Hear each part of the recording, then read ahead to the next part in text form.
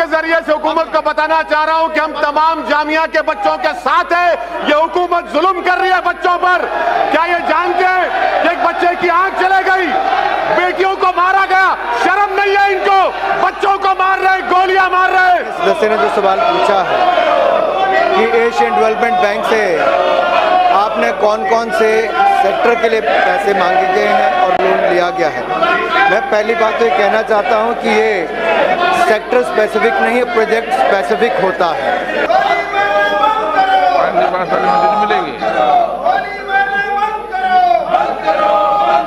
Capital of the country में 3-3 गोलियां चलती हैं। गोली मारो देश के गद्दारों को, मारो मुझे। क्या मारते? मारो, बताओ, मारो मुझे। हिम्मत है तुमको, मारो मुझे, मैं मरने तैयार हूं। सर ये बुज़दिल हैं, ये संविधान को खत्म करना चाहते हैं, भारत को हिटलर और मुसलिनी का मुल्क बनाना चाहते हैं। चाह रहा हूं कि सरकार बार बार कहती है कि और सिटीजन अमेंडमेंट एक्ट, सर इस पार्लियामेंट की तारीख में ये पहला कानून बनाया गया जिसमें मजहब का नाम लेकर हिंदू, मुसलमान, बौद्ध, ईसाई, पारसी, कभी 70 साल में इस तरह का कोई कानून नहीं बना इस पार्लियामेंट में। वो भी बदनुमा दाग का एजाज आपको हासिल है कि आपने मजहब के नाम पर कानून बनाया। सर एनपीआर एनआरसी के बारे में आज एक सवाल के जवाब में हुकूमत ने कहा कि till now there is no decision NRC has been taken. Sir ये टिल नाउ का मतलब क्या है? सर ये टिल नाउ का मतलब क्या है? आज और कल होगा ना, कल होगा, परसों होगा नहीं, उसमें लिखा है अभी तक। अभी तक, कभी तक कभी नहीं लिखा हुआ है ना सर, अभी तक, टिल नाउ। सर अब आप देखिए सर, मैं आपके जरिए से गवर्नमेंट को कह रहा हूं जी, यस सर, मैं थम्स अप हूं, आप शेक्सपियर पढ़े हैं मुझे मालूम, और मैं आपको कह रहा हूं कि अभी सर मैं अभी हलवा और पूहा खा के आऊं इसलिए अच्छा बोल रहा हूं। हाँ तो सर ये एनपीआर और एनआरसी का मैं जिम्मेदारी के साथ अर्ज कर रहा हूं। प्रधानमंत्री जब जवाब देंगे, बल्कि मैं प्रधानमंत्री को जरा हिम्मत करके कह रहा हूं, आपको चैलेंज कर रहा हूं प्रधानमंत्री, आप ये बता दीजिए कि एनपीआर एनआरसी क्या एक सिक्के के दो रुख नहीं है? क्या एनपीआर और एनआरसी सिटीजनशिप अमेंडमेंट एक्ट के रूल्स में नहीं है 14A के तहत?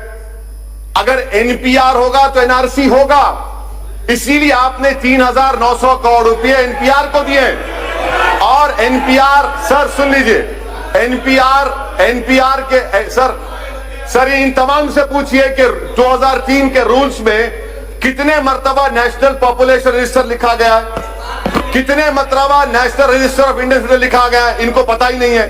सर मैं आपके सामने कह रहा हूं कि एनपीआर होगा तो एनआरसी होगा, क्योंकि सेंसस अलग है, सेंसस अलग है, एनपीआर अलग है। आप एनपीआर जब करेंगे और उसमें 8 सवाल क्यों डाल रहे हैं आप, नए सवाल, क्या एनआरसी नहीं करेंगे? अच्छा ये और एक चांस, ये जवाब दे प्रधानमंत्री। दूसरी बात सुनिए, दूसरी बात, आप बोलना चाह रहे तो मैं बैठ जाऊं, आप बोलिए ना सर।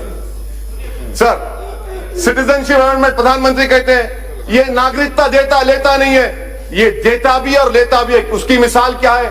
आसाम। क्या आसाम में 5 लाख मुसलमान के नाम नहीं आए, वो बंगाली जबान बोलते? आसाम में 5 लाख बंगाली जबान बोले हिंदू हैं, आप बंगाली हिंदू को सिटीजनशिप देना चाहते हैं, आसाम के 5 लाख मुसलमानों को नहीं देना चाहते? क्या आसाम की असेंबली में आपने नहीं कहा, आपकी सरकार ने?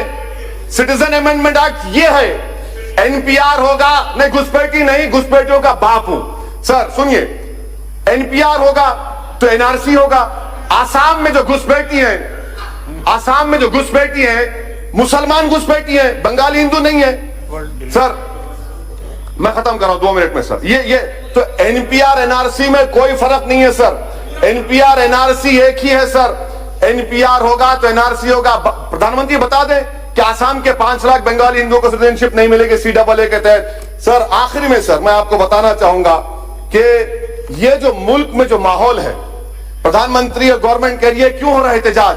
प्रधानमंत्री ने खुद कहा था कि मैं मुस्लिम महिलाओं का भाई हूं।